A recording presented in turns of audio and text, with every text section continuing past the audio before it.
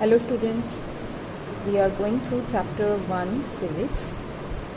Chapter name is Our Constitution. I have already told you what is constitution. Now today's topic is the role or the need for a constitution.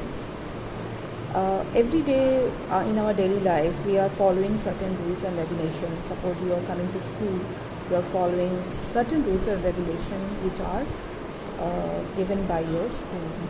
So what I'm trying to say that every organization or society needs some rules and regulation for its smooth function. Let me give you an example. For example, you play games. You play many kinds of games. Every game has certain rules and regulations, and this makes them interesting, and this differentiate between two. Not two games are the same. Similarly, every society or every country has a different set of rules and regulations. Just like games, every society or country also needs some fundamental rules that are included in the constitution, and these rules make it what it is and differentiate it from other kinds of society. That is why most of the countries have their constitution. In a democratic country like India is a democratic country, you all know, the importance of constitution is even more. So today we will discuss why do we need a constitution. The constitution is needed for different reasons. Here some in your book some reasons have been given.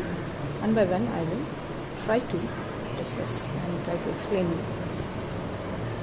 First of all, in a democratic form of government, the citizens of that particular country is functioning, is participating in the making of the government directly or indirectly, and it is the constitution in which the government's power and citizens' rights are clearly defined. That means what is the power of the government, what the government can do, and what is the rights of the citizens. As a citizen, I am giving vote, then what is my rights? Okay, so this is clearly differentiated, defined, described in the constitution. Okay, it prevents the government from, if it is written in the constitution, and we know that it is mandatory to follow the constitution. In this way, constitution is preventing the government from misusing its right, and also it is safeguarding the rights of the citizens. So this is the first point. Now the second point is the constitution is a living document. That means, for example, if I take the constitution of our country, that it has been made when India became independent. Okay. From that period we come along a long period of time. From time to time we have incorporated many more things in the constitution. That means it is a living document. It is changing according to the needs and aspirations of the people. This is the second point. Now the third one is it consists of certain ideals. So a constitution actually reflecting the ideals of the country, and what the citizen want to be, what the citizen want its country like to be, it is actually reflecting that. For example, we adopted a constitution after independence, and it has taken care of so many aspects of our country, and we have taken a lesson from other countries also. Similarly, there was Nepal also taken a new constitution when democracy came to be after the monarchy. So in the fourth point, in a country there are different communities of people are living. The constitution also help them. Actually, the constitution is helping us to make a set of rules on which everybody agrees. So the set of rules on which most of the people agree are incorporated in the constitution.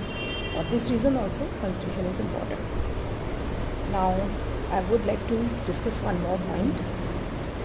The constitution defines the nature of a country's political system.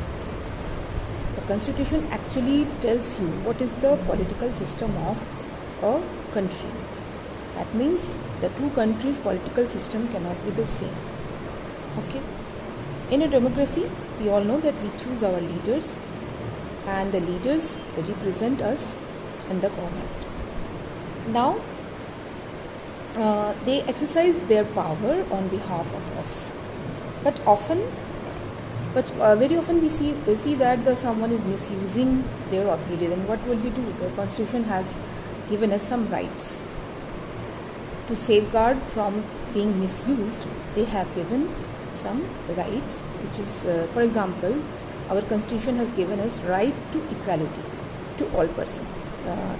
About this, I have already discussed in class 7. You have learned about this on equality. So, in short, right to equality is given, in which you all know that this is a fundamental right in which there will be no discrimination on the basis of caste, religion, social status, place of birth, etc., gender, etc.